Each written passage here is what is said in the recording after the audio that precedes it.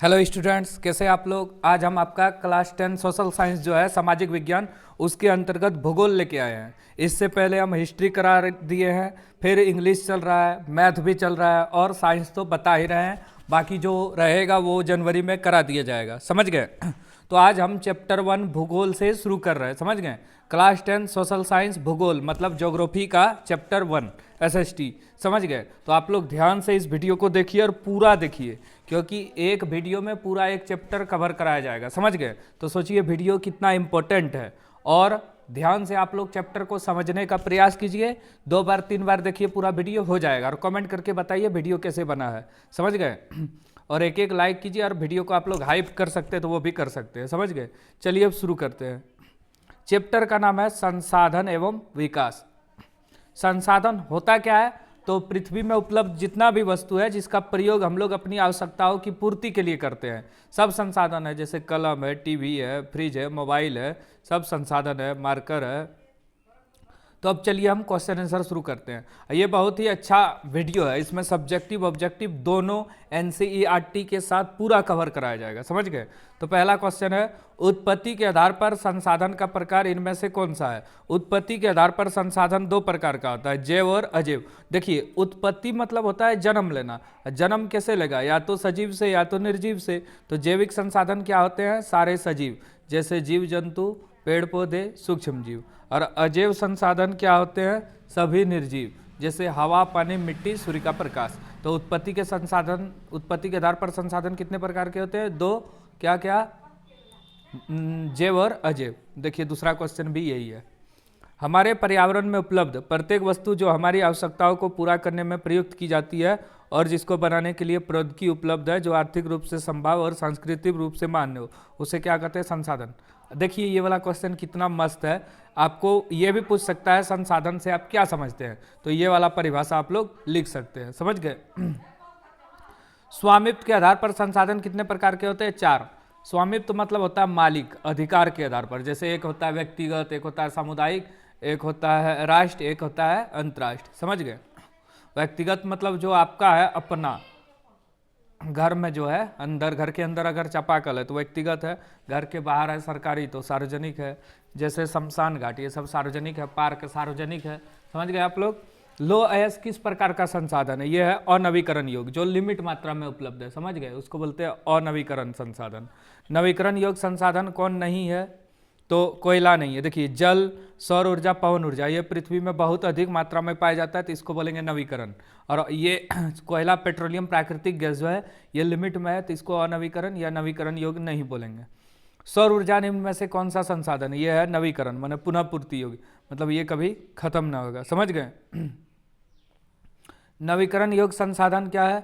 नवीकरण योग्य संसाधन है पवन ऊर्जा है, जल है और पवन है, उपयुक्त सभी। समाप्यता के आधार पर संसाधन को 2 भागों में बांटा गया है, जिसका नाम क्या है? तो नवीकरण और अनवीकरण संसाधन। समाप्यता मतलब जो जल्दी खत्म होगा उसको अनवीकरण बोलते हैं, और जो खत्म नहीं होगा उसको नवीकरण बोलते हैं।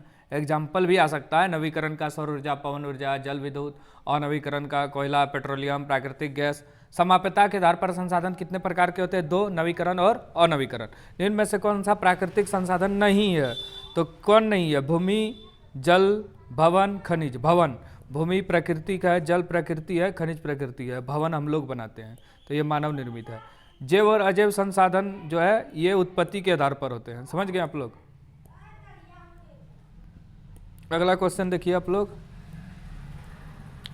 एक या एक से अधिक, एक या एक से कम कृषि वर्ष के लिए खेती के बिना छोड़ी गई भूमि को क्या कहते हैं?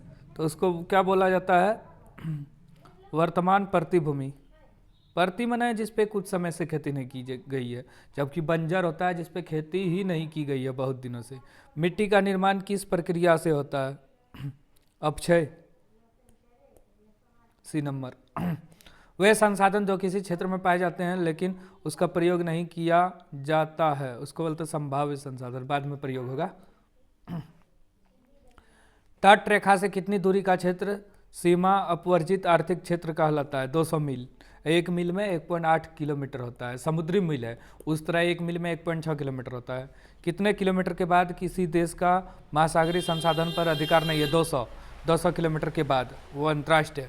सार्वजनिक पार्क एवं पिकनिक स्थल किस प्रकार का संसाधन है? तो वो सामुदायिक है, जिस पर सभी समूह का अधिकार है।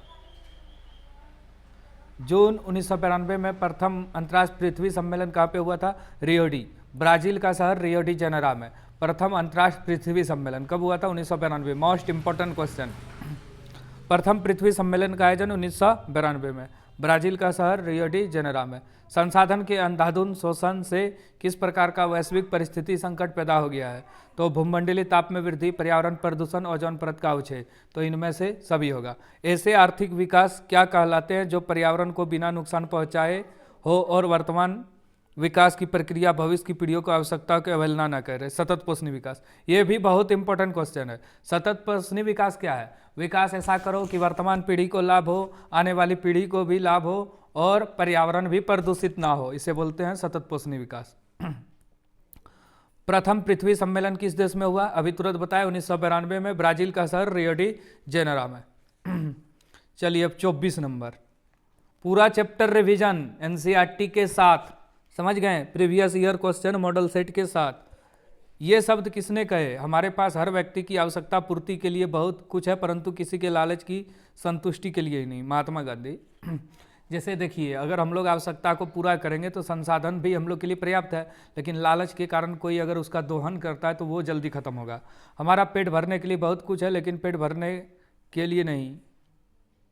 हमारे पास पेट भरने के लिए बहुत कुछ है, लेकिन पेटी भरने के लिए नहीं, सॉरी। तो ये किसने कहा था? महात्मा गांधी ने।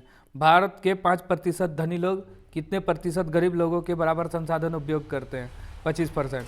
स्मॉल इज ब्यूटीफुल नामक पुस्तक के लेखक कौन है? E.F. शुभांकर होगा ये।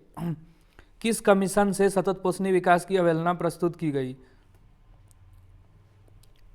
ब्रुंटजलैंड कमीशन। उत्तरी भारत की सबसे आम मिट्टी कौन सी है? यह है जलोढ़ मिट्टी, जो कि नदियों के द्वारा बहा के लाई गई मिट्टी है। कौन सी मृदा भारत के सबसे विस्तृत क्षेत्र में पाई जाती है? तो जलोढ़ मिट्टी। पूर्वी तट के नदी डेल्टाओं पे किस प्रकार की मिट्टी पाई जाती है? जलोढ़ मिट्टी। ये नदियों के द्वारा बहा के लाई गई है। 2 प्रकार का आता है, बांगर और खादर। भारत का संपूर्ण उत्तरी मैदान प्रायः किस मिट्टी से बना है? जलोढ़ मिट्टी। 2 प्रकार का आता है, याद रखिए, एक बांगर एक खादर। बांगर है पुरानी जलोढ़ मिट्टी, खादर है नई जलोढ़ मिट्टी। आयु के आधार पर जलोढ़ मिट्टी 2 प्रकार का, बांगर और खादर। देखिए लिख दिया है, पुराना जलोढ़ बांगर, नया जलोढ़ खादर। आप याद रख सकते हैं, पुराना बंदर है, नया खाद है। बांगर और खादर किस मिट्टी के प्रकार है? जलोढ़ मृदा। गन्ने, चावल, गेहूं और दलहन फसलों की खेती के लिए कौन सी मिट्टी उपयुक्त होती है? तो ये जलोढ़ मृदा। किस मृदा को रेगर या रेगुड़ मृदा के नाम से जाना जाता है? तो काली मिट्टी। किस मृदा को रेगर या सतह जुताई वाली मृदा भी कहा जाता है? ये क्या होगा आपका? काली मिट्टी। कपास की खेती के लिए कौन सी मृदा सबसे उपयुक्त समझी जाती है? तो ये होगा काली मिट्टी। दक्कन के पठार के क्षेत्र के उत्तर पश्चिम भाग में किस प्रकार की मिट्टी पाई जाती है? तो ये होगा आपका काली या रेगुड़ मृदा। काली मिट्टी क्या है? इसको रेगुड़ मृदा बोलते हैं। ये ज्वालामुखी के फटने से बनता है और कपास की खेती की जाती है। और कहाँ कहाँ पाई जाती है याद रखना, यहाँ पे दिया गया है। महाराष्ट्र, गुजरात, मध्य प्रदेश और आंध्र प्रदेश में किस प्रकार की मिट्टी पाई जाती है? काली मिट्टी। किस राज्य में काली मिट्टी मुख्य रूप से नहीं पाई जाती? राजस्थान में। मुख्य रूप से नहीं पाई जाती, वैसे पाई जाती है। इनमें से किस राज्य में काली मिट्टी मुख्य रूप से पाई जाती है? महाराष्ट्र में। सौराष्ट्र में भी पाया जाता है। लाल मिट्टी ज़्यादातर पाई जाती है दक्कन के पठार का पूर्वी और दक्षिण भाग में। लो एस के कारण इसका रंग जो है लाल होता है। किस मिट्टी में लोह धातु की अधिकता होती है? लाल मिट्टी, इसलिए ये लाल दिखता है। कौन सी मृदा आमतौर पर रेतीली और लवणी होती है? मरुस्थलीय मृदा। लेटराइट मृदा इनमें से किस राज्य में पाई जाती है? तो ये कर्नाटक में, केरल में और तमिलनाडु में पाई जाती है। पंजाब किस प्रकार के संसाधन के मामले में गरीब है? खनिज। ज़्यादातर झारखंड में पाया जाता है, उड़ीसा में। राजस्थान में किस संसाधन की कमी है? तो ये जल संसाधनों की कमी है यहाँ पे। झारखंड में किस संसाधन की अधिकता होती है? तो झारखंड में किसकी अधिकता होती है? तो खनिज की अधिकता होती है। झारखंड में बहुत खनिज है, जैसे छोटा नागपुर का पठार है, वहाँ पे बहुत अधिक खनिज पाया जाता है। भारत के कुल क्षेत्रफल का कितना प्रतिशत भूभाग मैदान के रूप में है? लगभग 43% भाग मैदान के रूप में है। भारत के कुल क्षेत्रफल में कितना प्रतिशत क्षेत्रफल पठार है? ये बहुत इंपॉर्टेंट क्वेश्चन। 27%। भारत में कितना प्रतिशत पर्वत है? 30%। पवन द्वारा मैदान या ढालू क्षेत्र से मृदा को उड़ा ले जाने की प्रक्रिया क्या बोलते हैं? पवन अपर्दन या मृदा अपर्दन। पंजाब, हरियाणा और पश्चिम उत्तर प्रदेश में भूमि क्षरण का मुख्य कारण क्या है? अधिक सिंचाई। ज़्यादा सिंचाई कर देते हैं जिससे मिट्टी कट जाता है। लास्ट क्वेश्चन, मिट्टी के कटाव और उससे बहाव की प्रक्रिया को क्या कहते हैं? तो मृदा अपर्दन। अब चलिए हम सब्जेक्टिव बताते हैं इस चैप्टर का। ऑब्जेक्टिव भी आपको पढ़ना है क्योंकि 2-3 ऑब्जेक्टिव, और इस सब्जेक्टिव सिर्फ वही सब बताया जाएगा जो इंपॉर्टेंट है, आपका मॉडल सेट में है या क्वेश्चन बैंक में है। चलिए शुरू करते हैं। पहला क्वेश्चन, मानव के लिए संसाधन क्यों आवश्यक है? तो मानव ने अपने बुद्धि एवं विवेक के द्वारा प्राकृतिक प्रदत्त वस्तु को संसाधन का रूप दिया। इसी संसाधन के मदद से मनुष्य दिन प्रतिदिन विकास करता जा रहा है। संसाधन के बिना मानव के विभिन्न आवश्यकताओं की पूर्ति संभव नहीं है, इसलिए मानव के लिए संसाधन आवश्यक है। संसाधन का प्रयोग मनुष्य करता है दिन प्रतिदिन आगे बढ़ने के लिए। दूसरा क्वेश्चन देखिए, एग्जाम में ये सब क्वेश्चन पूछा है। उत्पत्ति के आधार पर संसाधन का वर्गीकरण करें। तो उत्पत्ति के आधार पर संसाधन 2 प्रकार का होता है, जैव और अजैव। देखिए पूरा 2025, 24, 23, 20, 19 जितना आया है 2010 तक सब रिवीजन हो जाएगा इसमें ही। तो जैव और अजैव बहुत ही महत्वपूर्ण वीडियो है, आप लोग एक बार ध्यान से देखिए और सभी दोस्तों के साथ आप लोग शेयर कीजिए। आप लोग का स्कूल में जितना भी फ्रेंड है सबके साथ शेयर कीजिए क्लास 10 सोशल साइंस भूगोल, ताकि सबका उद्धार हो और सब पास हो जाए। तो उत्पत्ति के आधार पर संसाधन 2, जैव और अजैव। जैव में आएगा सारे सजीव जैसे जीव जंतु, पेड़ पौधे और सूक्ष्म जीव। और अजैव संसाधन में क्या आएगा? सभी निर्जीव जैसे कोयला, पेट्रोलियम, प्राकृतिक गैस, हवा है, पानी है, सूर्य का प्रकाश है, मृदा है, तापमान है, ये सब अजैव हुआ। समाप्यता के आधार पर संसाधन 2 प्रकार का, एक नवीकरण, एक अनवीकरण। नवीकरण मतलब जो पृथ्वी में बहुत अधिक है, कभी खत्म नहीं होगा, सौर ऊर्जा, पवन ऊर्जा, जल, जंगल भी इसमें आएगा। अनवीकरण में कोयला, पेट्रोलियम, प्राकृतिक गैस, खनिज, ये सब आएगा। नवीकरण संसाधन किसे कहते हैं? बहुत इंपॉर्टेंट क्वेश्चन। वे सभी संसाधन जो कभी समाप्त नहीं होते तथा जिसका प्रयोग बार बार किया जा सकता है, जैसे सौर ऊर्जा, पवन ऊर्जा, जल, पेड़ पौधे, ये सब है नवीकरण। अनवीकरण संसाधन वे संसाधन जो एक बार प्रयोग के बाद समाप्त हो जाते हैं, पुनः जल्द प्राप्त नहीं किया जा सकता, अर्थात जिसका निर्माण में लाखों वर्ष लग जाते हैं, जैसे जीवाश्म ईंधन, कोयला, पेट्रोलियम, प्राकृतिक गैस, ये सब है। आयु के आधार पर जलोढ़ मृदा कितने प्रकार की होती है बताएं? आयु के आधार पर जलोढ़ मृदा 2 प्रकार की होती है, पुराना जलोढ़ बांगर, नया जलोढ़ खादर। अगला क्वेश्चन, लाल मिट्टी की रचना कैसे होती है? बहुत इंपॉर्टेंट क्वेश्चन है। तो लाल मिट्टी की रचना ग्रेनाइट और नीस जैसी रवेदार चट्टान से होती है। लोहे के यौगिक की अधिकता के कारण इसका रंग लाल होता है। अगला, प्राकृतिक संसाधन क्या है? प्राकृतिक द्वारा प्राप्त वे सभी वस्तु जिसका प्रयोग मनुष्य करता है प्राकृतिक संसाधन कहलाता है, जैसे वन, भूमि, पर्वत, पठार। प्राकृतिक माने हम लोग को प्रकृति जो दिया है और उसका प्रयोग हम लोग करते हैं। मानव निर्मित 4 संसाधनों के उदाहरण दे, तो घर है, मशीन है, उद्योग है, वाहन है। जैव और अजैव संसाधन क्या होते हैं? उदाहरण दे। जैव संसाधन वैसे संसाधन होते हैं जिसमें जीवन होता है, जैसे मनुष्य, पशु, वनस्पति आदि, ये है जैव संसाधन। जीव जंतु, पेड़ पौधे, सूक्ष्म जीव। अजैव संसाधन वे होते हैं जो निर्जीव से बने होते हैं, चट्टान, धातु, हवा, पानी, मृदा, खनिज, सब आ गया। मृदा किस प्रकार बनती है? मृदा मतलब होता है मिट्टी। तो मृदा का निर्माण कई प्रकार से होता है। देखिए सबसे पहले बड़े बड़े पत्थर जो है वो सब टूटता है, उसके बाद उससे गिट्टी बनता है, फिर वो टूट के क्या बनता है? बालू बनता है, फिर धीरे धीरे बनता है वो। मृदा किस प्रकार बनती है? मृदा का निर्माण कई कारण से होता है, जैसे नदियों द्वारा लाए गए अवसादों से, जो नदियाँ अपने साथ लाती है, गाद, ज्वालामुखी उद्गारों से, जैविक कारण जैसे जंतु और पौधों की क्रियाओं से, जो अपशिष्ट है उससे। काली मिट्टी की 2 विशेषता, इसका रंग काला होता है, इसमें पानी सोखने की क्षमता अधिक होती है, कपास की खेती के लिए उपयुक्त। गुजरात, महाराष्ट्र क्षेत्र में काली मिट्टी ज़्यादातर पाई जाती है।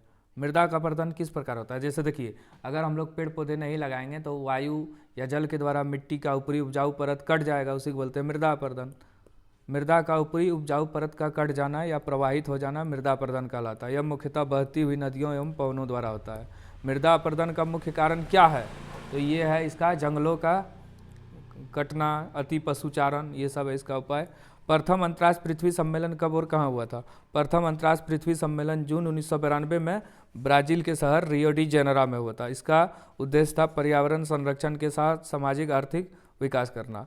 देखिए कितना कम समय में हम जो है आपका तैयारी करा रहे हैं, समझ गए? तो बहुत ही अच्छा वीडियो है, बेहतरीन वीडियो है, ध्यान से देखिए आप लोग। पूर्वी तट के नदी डेल्टाओं पे किस प्रकार की मृदा पाई जाती है? एनसीईआरटी का क्वेश्चन और 2010 में एग्जाम में आया है। पूर्वी तट के नदी डेल्टाओं पे जलद मृदा पाई जाती है, ये बहुत ही उपजाऊ होती है, समझ गए? विशेषता, यह सर्वाधिक उपजाऊ मृदा है, इसके कण बहुत महीन होते हैं, इसमें पोटास तथा फास्फोरस बहुत अधिक पाए जाते हैं, ये भी आ सकता है। चलिए अब देखिए आप लोग लॉन्ग क्वेश्चन। ये क्वेश्चन इतना इंपॉर्टेंट है कि एग्जाम में 100% ये आएगा ही, समझ गए? तो पहाड़ी क्षेत्र में मृदा अपरदन की रोकथाम के लिए क्या कदम उठाए जाना चाहिए? तो ये 2010, 11, 13, 15, 18 में आया है और 2024 में भी आया था, समझ गए? तो उत्तर, भूक्षरण के निम्नलिखित उपाय किए जा सकते हैं। माने आप लोग लिखिएगा इसका आंसर, पहाड़ी क्षेत्र में मृदा अपरदन की रोकथाम के लिए निम्न कदम उठाए जाना चाहिए। पहला, पर्वतीय क्षेत्रों में सीढ़ीनुमा खेत बनाकर भू संरक्षण या मृदा अपरदन को रोका जा सकता है। दूसरा, वृक्षारोपण द्वारा भूमि के कटाव को रोका जा सकता है। तीसरा, बांध बनाकर अवनालिका अपरदन को रोका जा सकता है। तीसरा, पौधों की रक्षक मेखला बनाकर भूक्षरण को रोका जा सकता है। देखिए हम 6-7 को बताएंगे, लेकिन आपको 5 को ही चुन के याद करना है। पौधों की रक्षक मेखला बनाकर भूक्षरण को रोका जा सकता है। पशुओं द्वारा अतिचारण को नियंत्रित कर, मतलब ज़्यादा पशु को नहीं चराएंगे, उससे भूक्षरण रोका जा सकता है। कांटेदार झाड़ियाँ लगाकर बालू के टीलों को स्थिर कर आदि शुष्क क्षेत्र में मृदा अपरदन रोका जा सकता है।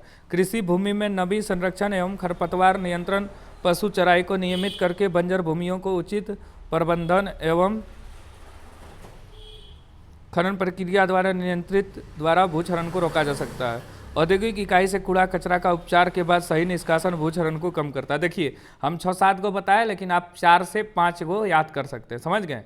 तो सीधे लिख दीजिएगा, जो आपको जैसे लिख दीजिएगा, पर्वतीय क्षेत्र में सीढ़ीदार खेती करके भूक्षरण को रोका जा सकता है, वृक्षारोपण करके भूक्षरण को रोका जा सकता है, पौधों की रक्षक मेखला बना के मतलब कतारबद्ध पेड़ लगा के भूक्षरण रोक सकते हैं, सीढ़ीदार खेती कर पशु की अति चराई को रोक के। तो ये सब आप लोग को लिखना है, समझ में आ गया होगा, आशा करते हैं। चलिए अब आगे चलते हैं। अगला क्वेश्चन देखिए, प्रौद्योगिकी और आर्थिक विकास के कारण संसाधनों का अधिक उपयोग कैसे हुआ? देखिए अगर हम लोग टेक्नोलॉजी या आर्थिक विकास करेंगे, जैसे रोड बना रहे हैं या फैक्ट्री बना रहे हैं या कुछ भी कर रहे हैं, तो हम लोग को पेड़ पौधे काटना पड़ेगा। पेड़ पौधे काटेंगे तो उसके साथ उस पर निर्भर रहने वाले जीव जंतु भी खत्म होगा। तो देखिए जैसे जैसे प्रौद्योगिकी और आर्थिक विकास होता है, संसाधनों का दोहन और उपयोग भी बढ़ता है। इसे निम्नलिखित रूप में समझ सकते हैं। प्रौद्योगिकी विकास, मानव ने आज हर क्षेत्र में नई नई प्रौद्योगिकी तकनीक का आविष्कार कर लिया है। जैसे हमारी जनसंख्या बढ़ी, हमारी इच्छाएं बढ़ी, उसी अनुरूप मांग भी बढ़ा। प्रौद्योगिकी की सहायता से हमने मांग तो पूरे किए, पर इससे पृथ्वी के संसाधन पर अत्यधिक दबाव बढ़ा। आप बिना पॉइंट का डायरेक्ट यहाँ तक लिख भी सकते हो गया। आर्थिक विकास, जैसे जैसे हम आर्थिक विकास करते गए, हमने वनों को काटा, संसाधनों का अत्यधिक दोहन किया, जंगल काटकर नगर सड़क बनाए। कुल मिलाकर संसाधन का अत्यधिक दोहन द्वारा ही हम अपना आर्थिक विकास जारी रख पाते हैं। विकसित देशों ने सबसे अधिक आर्थिक विकास किया, तो सबसे अधिक संसाधनों का दोहन उन्हीं देशों ने किया। सच तो यह है कि प्रौद्योगिकी तथा आर्थिक विकास अधिक से अधिक संसाधनों के उपभोग की जननी है। चलिए ये क्वेश्चन हम अपना भाषा में बता देते हैं आप लोग को। संसाधनों का संरक्षण क्यों आवश्यक है? तो आप लोग लिखिएगा, पृथ्वी पर संसाधन जो है सीमित मात्रा में उपलब्ध है। अगर लगातार इसका प्रयोग किया जाए तो एक समय के बाद ये खत्म हो जाएगा।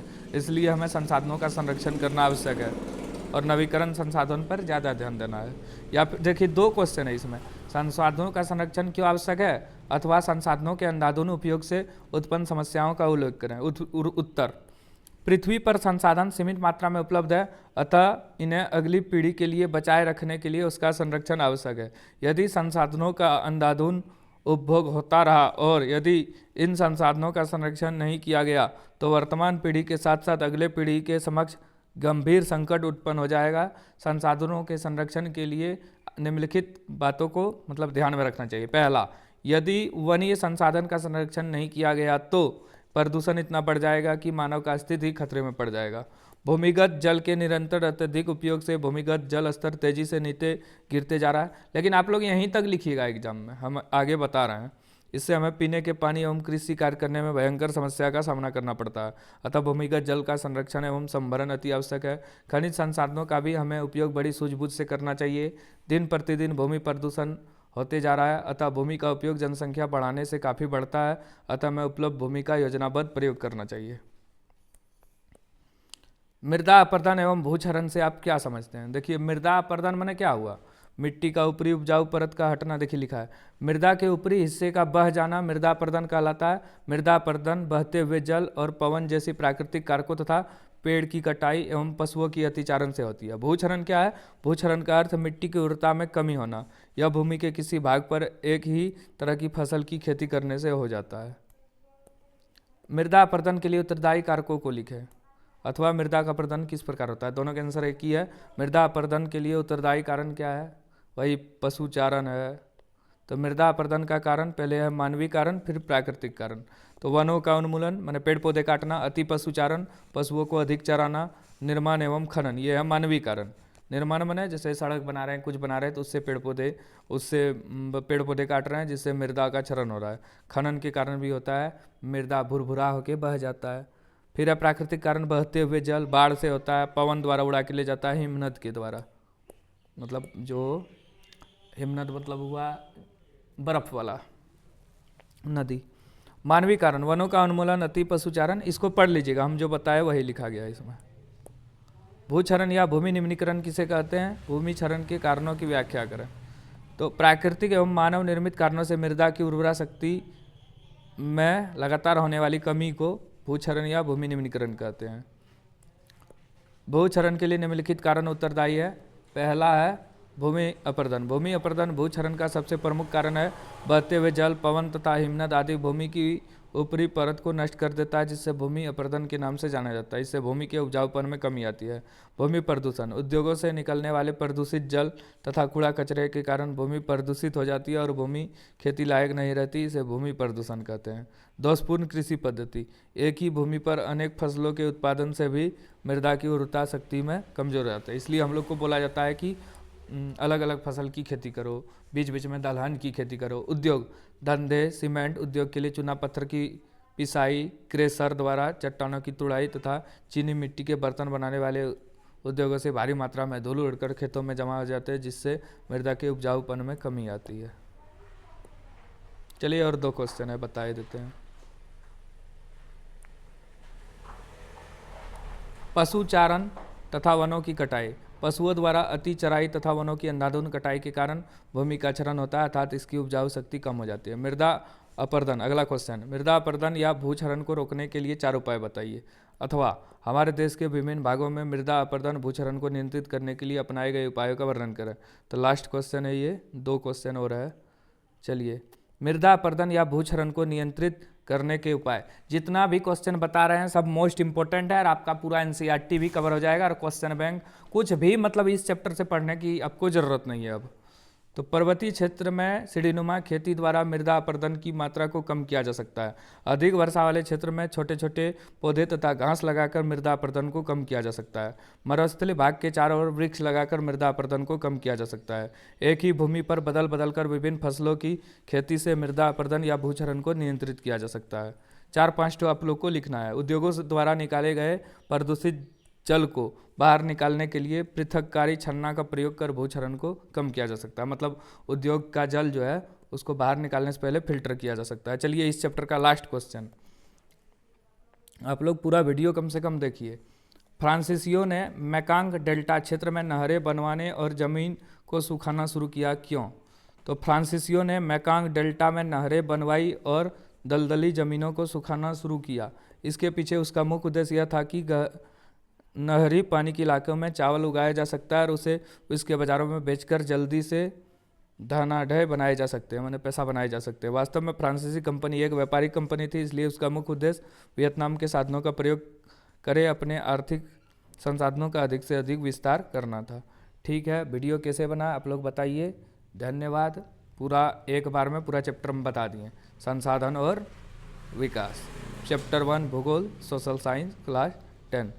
समझ गए आप लोग। ये नोट्स जिसको चाहिए आप लोग मैसेज कर सकते हैं, समझ गए नंबर में। अगर नहीं है नंबर आपके पास तो 6204 49944750 में आप लोग मैसेज करके ये नोट्स पा सकते हैं। ठीक है, धन्यवाद। वीडियो को लाइक कीजिए, कमेंट कीजिए, दोस्तों के साथ शेयर कीजिए और वीडियो को आप लोग हाइप कर सकते हैं, समझ गए। इससे वीडियो चलने के ज़्यादा चांसेस होते हैं। ठीक है, धन्यवाद।